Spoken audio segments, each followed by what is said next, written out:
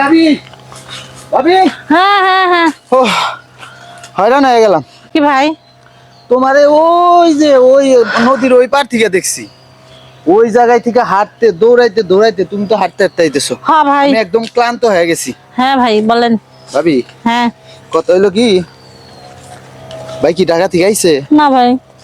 তে ওই যে টাকাটি দিছিলাম টাকাটি তো দিলেন না। বাইরে তোমার ভাই তো আয় নাই, কিভাবে দিব? ঠিক আছে আয় নাই ওটা বুঝছিলাম, কিন্তু আর একটা কথাও কিন্তু কইছিলাম যে ভাবি আপনার তো আমার অনেক ভালো লাগে, তাই কইছিলাম যদি আমাকে একটু সময় দিতেন তাহলে আমার জন্য অনেক ভালো হইতো। ও এই কথা। হ্যাঁ ভাবি আপনি তো জানেনই যে এলাকার ভিতরে শুধু আপনার দিকে আমার নজরটা পড়ে, তাই অন্য কোনো ভাবিদের দিকে কিন্তু নজর পড়ে না, কারণ আপনি দেখতে শুনতে মাশাল্লাহ মানে সব দিক দিয়ে একদম ফিটফাট, একদম বলতে গেলে নায়িকা ঐশ্বরিয়া রায়ের মতো। ভাবি আপনার যে আমার কি ভালো লাগে এটা আপনার আমি বুঝাইতে পারবো না। এই যে দেন কি মিষ্টি হাসিটা, হাসিতে মনে হয় মুক্তা যারে, আপনি হাসি দেখলে তো আমি পাগল হয়ে যাই ভাবি। আচ্ছা ঠিক আছে। ভাবি কইছিলাম যে অনেকদিন তো হয়ে গেল, একটা জিনিস চাইছিলাম মনে আছে যে একটা জিনিস চামু চামু আমার কিন্তু দিতে হইব। হ্যাঁ ভাবি কথা হইলো গিয়া মাশাআল্লাহ দিন দিন তো আরো আপনি সুন্দর হয়ে যাইতেছে। তাই নাকি?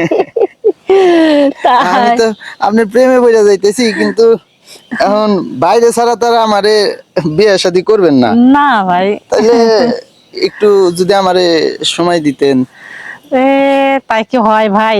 আরে ভাবি কি কোন, এই যে দেখেন অন্তত 6টা মাসের ভিতরে ভাই কিন্তু বাড়িতে এসে না ভাই না, দেখেন না আমার হাত পা কত সুন্দর ছিলিক মারতেছে, দেখুন না। শুকায় গেছেন তো এই হাত পা হ্যাঁ, তোমার শুকায় ভাই গেছে। নাই তো তাই শুকায় আমি তো গেছে। সেটাই কইতেছি, এই যে ভাই নাই, ভাইয়ের সারটুকু তো আপনি নিতে পারতেছেন না, না। যার কারণে এই যে আপনার হাত পা সবকিছু শুকায় যাইতেছে।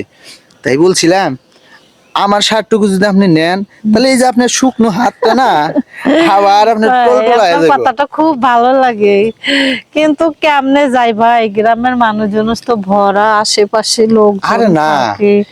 এই কিন্তু রুটে না ভাবি আসলে কেউ আইসে না, তাই ঠিক আছে? এই রোডে মনে করেন যে দেখেন না একদম আশেপাশে কিন্তু মোটামুটি এলাকার ভিতরে কেউ দেখা যায় না। তাই কইছিলাম যদি ওই জঙ্গলের ভিতরে যাইতাম তাহলে আপনার মনের আশাটাও পূরণ করে দিতাম, আচ্ছা। আমার মনের চাওয়াটাও পূরণ করে নিতাম। আচ্ছা ঠিক আছে, আসে কেন, যখন সত্যি? এতবার বলতেছেন তাহলে আসেন। আচ্ছা ভাবি শুনেন একটা কথা কই, আবার জানি মনে করেন যে আমার তো মনে করেন যে অল্প সময় হয় না বুঝছেন, আমার কিন্তু একটু সময় বেশি লাগে। আচ্ছা আবার কান্নাকাটি জানি করেন না, আচ্ছা ভাই। বুঝেনই তো জঙ্গলের ভিতরে আশেপাশে কি আছে।